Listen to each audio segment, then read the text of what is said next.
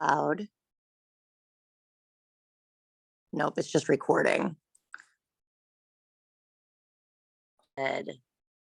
All right, go for it. Okay, well, thank you, Davenport, for joining us this morning. We have Megan, who is a welding instructor over at Eastern Iowa Community College. Megan, why don't we just go ahead and have you start by introducing yourself and what your position is, kind of maybe tell us what kind of education you need for your position. And let's just start maybe with why you chose this line of work. My name is Megan Edens. I am the welding instructor for the Eastern Iowa Community College at the Belong Technology Center. For a teaching position for welding at the community college, you typically need a 2-year degree with about 5,000 hours of experience. Out in industry, that's not the case. Typically, you just need some kind of certification or a paper stating that you have the skill sets, or you have taken classes to obtain those skill sets to perform those welds out in that industry. Great. And what is it about welding that you like? Why do you do what you do? Welding is, I think, or at least in my head, is a form of artwork. You have to be very detail oriented with it. I like being able to see something be built from the very beginning to the very end and knowing that I had a part in that. Also, the experience that welding can take you, not only do you have to stay in industry, but you can take that skill set home and do things at home. Plus the job opportunities out there to broaden your experience is just, it's crazy. It's everywhere. So kind of in leading with that, with the job opportunities, what can a student who gets into welding expect their starting salary to be? Around here in the Quad Cities, typically, thanks to the demand that has raised a lot of the wages, industry that I have talked to or spoken with typically are anywhere between $20 to $25 an hour, plus overtime or any kind of benefits that if you weld more than what they were asking you to, you do make a little bit extra money. So around here, starting out, especially if you get a certificate in high school, I mean, at the age of 18 or 19, making $25 an hour, that's pretty good for our area. That is very good. So kind of describe maybe what your schedule is for the day, maybe yours as an instructor, and then also what somebody can expect their daily life to be if they were working in the industry. Okay, my daily schedule for teaching welding classes starts at 8 o'clock in the morning. I teach 6 different welding processes, so I have classes throughout all day. Typically classes are anywhere between 1.5 hours to 2 hours long, with what we also call open lab for individuals wanting to get that little extra welding practices in and everything. We allow that as well.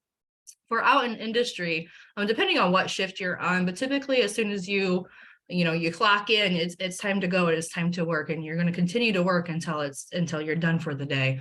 A lot of times, especially right now with high demand and supplies, a lot of people are working overtime, so that is typically expected. It's kind of nice though. A lot of the industry around here will try to do some like overtimes during the week to try to keep you off the weekend still, or they have designated weekend shifts. So it allows you to give that little bit of a freedom, kind of pick and choose how you want your schedules to run. So what is the differences, but what are the different types of welding that students can do in our area out in the industry? There are different types of welding, obviously. Yeah. Our most popular is production welding or manufacturing. So spray transfer, arc welding, pull spray transfer welding. And then to get into more like the maintenance or construction, there is stick welding or flux core welding. And then a lot of fabrication shops or people that do like tedious work or work on real thin gauge material. There's TIG welding out there as well. And either welding process you go to could also, the material that you weld on has a big range of that as well. So there's quite a bit of stuff out there. And if a student doesn't, let's say, do a high school apprenticeship, like we were just talking about earlier, what education should they get before, like, let's say they go to apply somewhere to be a welder? Like, what is the education process, say, at Eastern Iowa? So typically when you go out and try to get a welding job, not only are you going through that interview process, but they're also going to put you through some kind of weld test because they want you to be able to showcase your skill sets. If you don't have those skill sets, it's going to be really, really hard to get that career. So Eastern Iowa Community Colleges, we offer 2 certificates, one that kind of caters to more of that production manufacturing, which is about 16 weeks for a full-time student. And then we have advanced welding certificate that caters to more of the construction and maintenance welding. So that's where the TIG and stick would be introduced. And then for individuals that want to be a welder, but maybe a little bit more like a supervisor or a leader or team lead, we offer that diploma route. And then individuals that are wanting that 2-year degree, we have a technical studies. Wonderful. So what would you say that you like and dislike about your job or like the welding industry? What's like the positives and the negatives? The positives is I enjoy being able, when I was working out in industry, to be able to clock in, go to my designated area, and my day and how well it went was all on me. I was in control of my day and how much stuff I got done. The one thing that I did not like about the industry is the demand of the overtime, just working a lot, especially like right now. How much typical overtime would you say is happening like right now out in the industry? My previous employer was Lincoln Electric Automation downtown Bettendorf, and we were running about 68 hours a week. That's a lot of overtime. It is. We That were is a doing five 12-hour days, and then sometimes 10 to 12 hours on Saturdays. And then Sundays were optional. That is a lot of overtime. It was. So does anybody have any questions from Davenport?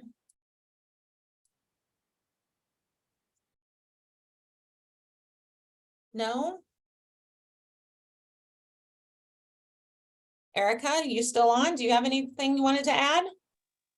I think I would just talk about the industry need and how prominent those types of careers are right now. Okay, so the need in industry is through the roof. I'm having employers that are roughly 3 to 4 hours away asking if we have any individuals that would be willing to relocate to them, with all expenses paid. Just that's how big of a need there is.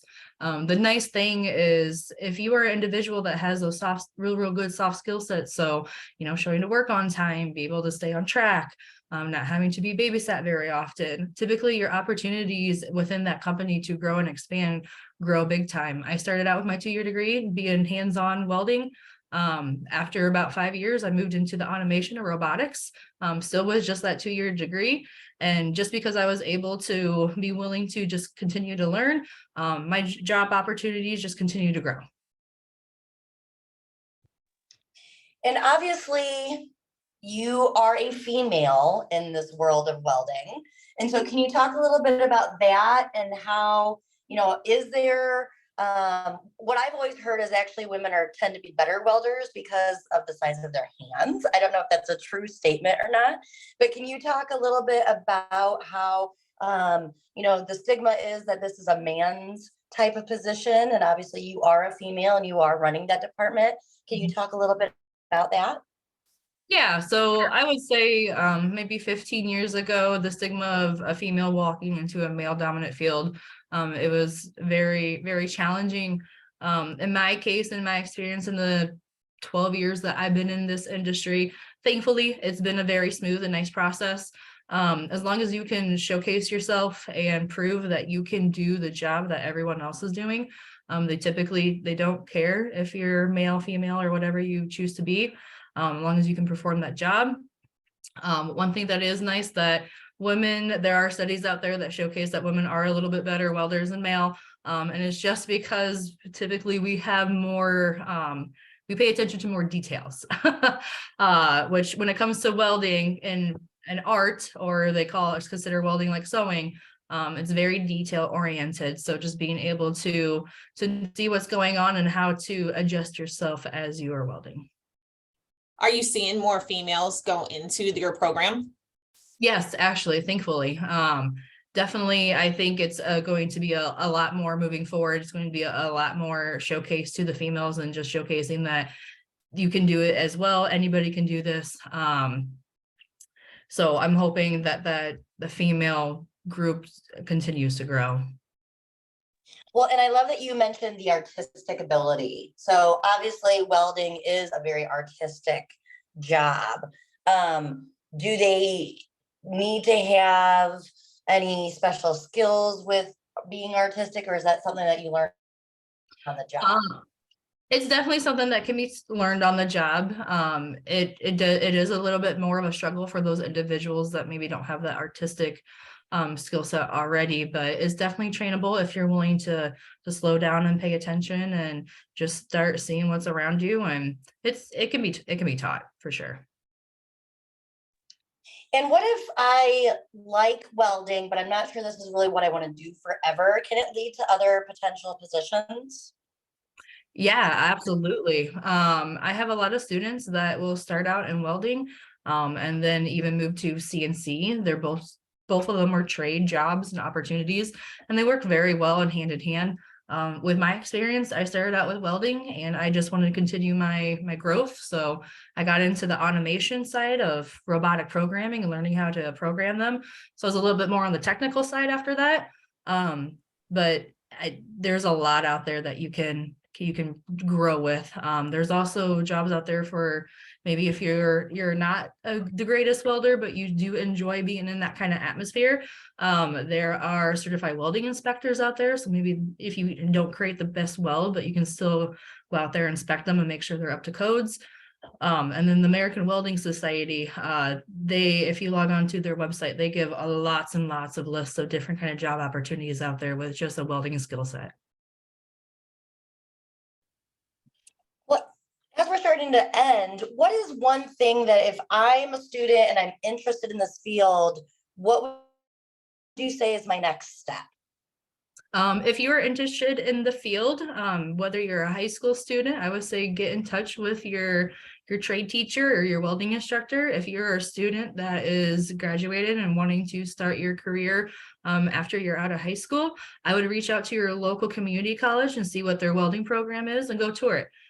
You're not going to get the best experience or the best knowledge or the understanding of the program unless you go visit them. So I highly recommend going and visiting whatever college you choose to go to.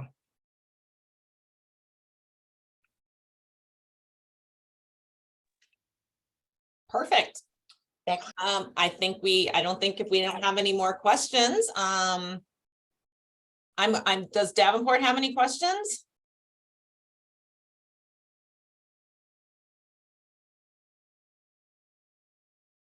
All right, I think then that Megan, thank you so much for joining us and sharing so much knowledge with our students. And we will be sending this recording out to our other schools.